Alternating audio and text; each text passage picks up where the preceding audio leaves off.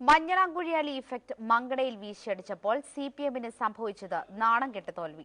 കഴിഞ്ഞ തവണ 4 പഞ്ചായത്തുകളിൽ സിപിഎം ഭരിച്ചെങ്കിൽ ഇത്തവണ ഒരു പഞ്ചായത്ത് പോലും കിട്ടാതെ ചെങ്കൊടി താഴ്ത്തേണ്ടി വന്നു. സിപിഎം വിട്ട് അലിക്കൊപ്പം ചേർന്ന പ്രാദേശിക നേതാക്കൾ വൻ ഭൂരിപക്ഷത്തോടെ ജയിച്ചത് പാർട്ടിയുടെ ആഘാതത്തിന് ആഴം കൂട്ടി. മങ്കട മണ്ഡലത്തിൽ ആകെയുള്ളത് 8 പഞ്ചായത്തുകൾ. കഴിഞ്ഞ തവണ ഇടതും വലതും കൂടി 4 പഞ്ചായത്തുകൾ വീതം ഭരിച്ചു.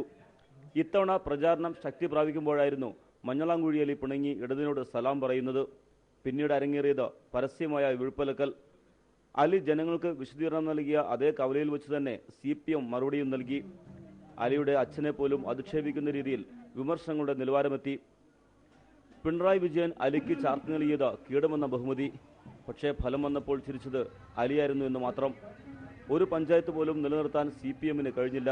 ഇവിടെ കിട്ടിയ ഭൂരിപക്ഷം, ആ ഭൂരിപക്ഷം മറ്റുള്ള LDFന്റെ സ്ഥാനാർത്ഥികൾക്ക് കിട്ടിയ വോട്ടിനെക്കാളും എത്രയോ കൂടുതലാണ്. പല ഭാഗങ്ങളിലും LDF 3ാം ഭാഗത്തേക്ക് തള്ളിപ്പോയിട്ടുണ്ട്.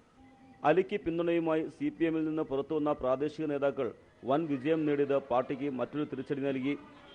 പുഴക്കാട്ടിരി മുൻ ലോക്കൽ സെക്രട്ടറി മൂസക്കുട്ടി ഉൾപ്പെടെയുള്ള നേതാക്കൾ ഇതിൽപ്പെടും. സിപിഎം ഭരിച്ച പുഴക്കാട്ടിരിയിൽ പാർട്ടിക്ക് ആകെ ലഭിച്ചത് ഒരു വാർഡ് മാത്രം. ഈ സീറ്റ് നേടിയതാകട്ടെ 6 വോട്ടിന്റെ ഭൂരിപക്ഷത്തിനും. തെരഞ്ഞെടുപ്പ് പ്രചാരണം കൊടുമ്പിരി കൊള്ളുമ്പോഴാണ് മഞ്ഞളാംകുഴി അലി ഇടതുബന്ധം വിട്ട് പുറത്തു വന്നത്. രാജിവെച്ചുകൊണ്ട് അലി ഉയർത്തിയ വാദങ്ങൾ ജനങ്ങൾ അംഗീകരിച്ചു എന്നതിന് തെളിവാണ് മങ്കടയിലെ തെരഞ്ഞെടുപ്പ് ഫലം. ക്യാമറമാൻ സന്ദീപിനൊപ്പം മങ്കടയിൽ നിന്നും സലാം പി ഹൈദ്രോസ്, മനോരമ.